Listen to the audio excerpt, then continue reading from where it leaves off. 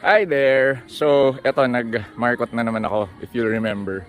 About a little over a month ago, minarkot ko tong aking mulberry. Malaki na siya eh. Yun, actually, marami na ako na-harvest. Tapos yung mga katabi niya, ayun meron na siyang mga mga caterpillars. So, meron siyang mga fruits, pero hindi pa yan hinog. Hintayin natin maging super dark purple. So, ito, yan.